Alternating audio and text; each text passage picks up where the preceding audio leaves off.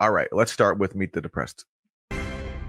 Good Sunday morning from our election headquarters at 30 Rockefeller Plaza in New York. With just 48 hours until Election Day, the stakes could not be higher in what may be the closest election in recent memory, as former President Donald Trump and Vice President Kamala Harris promise two starkly different paths for the country. As president, I pledge to seek common ground and common sense solutions to the challenges you face.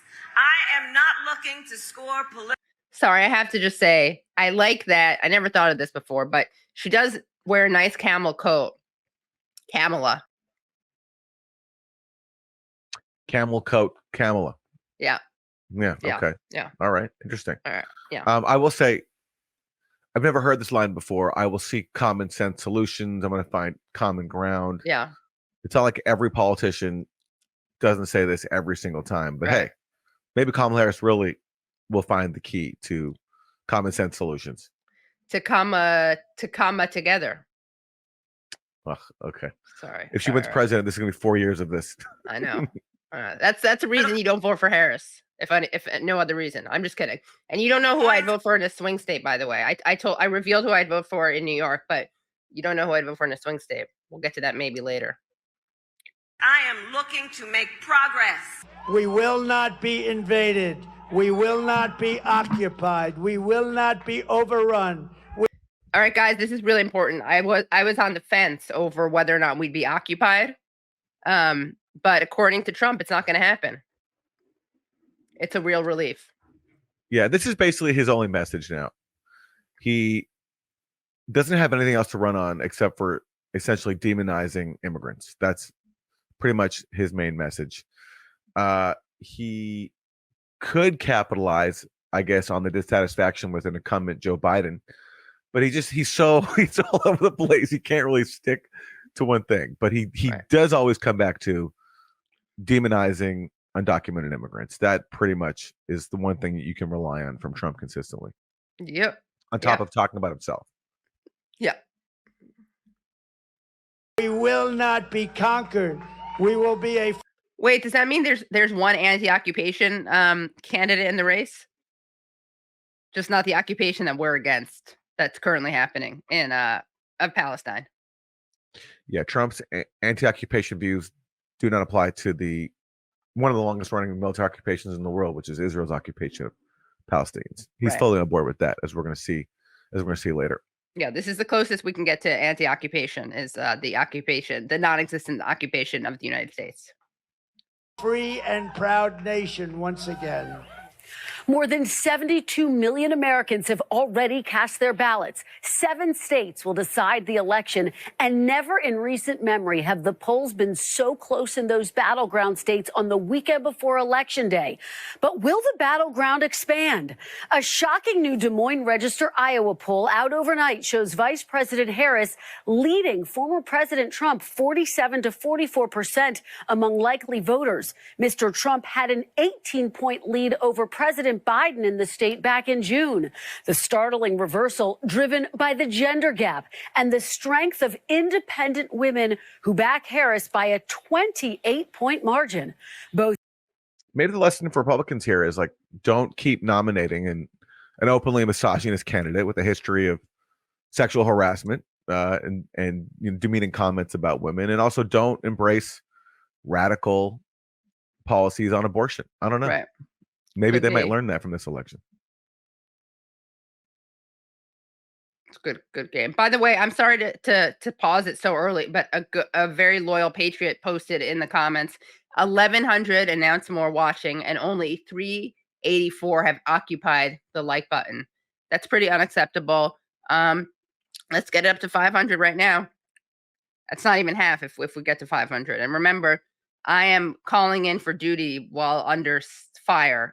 In terms of health, under health fire. Guys, come on. If we can watch these shows, call in healthy while sick. All right, thank you very much. It hurts me more than it hurts you to have to do this. Okay. Candidates are urging voters to show up. For those who haven't voted yet, let me just be clear. No judgment, but you still have time. So I've come today with a message of hope for all Americans with your beautiful vote. Oh, we don't want your money. I don't want your money. I want your damn vote. Now, our final NBC News national poll completed overnight shows the race statistically tied among registered voters, 49 to 49%. Can the vice president hold her ground with Black and Latino voters and deliver a superior ground game? Can she grow Democratic support in the suburbs? And will the issue of abortion power women to the ballot box? Can former President Trump break through the blue wall as he did in 2016 on the issues of the economy and immigration? Can he narrow the margins among Black and Latino voters and turn out young men? Will Nikki Haley voters stick with Trump? And if he loses, will the former president accept the results? He still hasn't conceded the 2020 race and is already spreading baseless claims about the 2024 election. Vice President Harris and former President Trump and their surrogates are making their closing arguments. Hello, Wisconsin! Georgia. North Carolina. If we win Pennsylvania, we're going to win the whole deal. We have an opportunity. Remember, Puerto Rican people of Pennsylvania, you have the chance to cost Donald Trump this election. It would be beautiful if he paid for that ridiculous, terrible comedy that he had at his Madison Square Garden rally, which his defenders keep pointing out how many hours before he spoke, that guy spoke, as if he has no responsibility. How many hours before Trump spoke? Yeah. The comedian spoke. Yeah. Yeah. Opportunity in this election to turn the page on a decade of Donald Trump trying to keep us divided and afraid of each other. Kamala, who's grossly incompetent, broke it. I will fix it. Donald Trump's a loser in everything that he's done. You cannot, Kamala Harris, pretend that you had nothing to do with the Biden administration when you are the sitting vice president. And in many cases, our allies are worse than our so-called enemies. Day one, if elected, Donald Trump would walk into that office with an enemies list. When elected, I will walk in with a to-do list. Bam! Whoa, that's a killer line right there. List. The enemies list versus the to-do list. Yeah. Congratulations, whoever came up with that one. Yeah. The list wars. My problem with Democrats accusing Trump of trying to divide the country, it's true, he is. I mean, his whole thing is based largely on, as we talked about, demonizing marginalized people, especially undocumented immigrants. So fair enough. But I just don't like Democrats claiming the high horse here because, again, I mean, sorry to be a broken record, but they're the ones who spent years claiming that Donald Trump was a Russian agent and everybody who voted for him and not for Hillary was brainwashed by Russia into doing that, which is divisive. That was divisive too. And then also they did encourage all these prosecutions of Trump. Some of them I think had some merit, others didn't.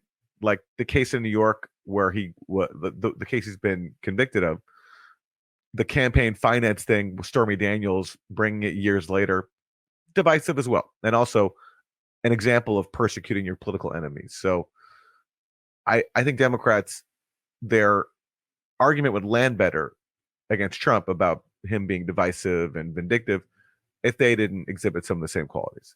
Yeah. Consider myself to be the father of fertilization. I want to protect the women of our. Okay, he's the father. Okay, so that's he's still going with that line. Yeah. He's the father of fertilization. Okay. It's a good one. Yeah. I don't think that's going to convince very many people to vote for Trump.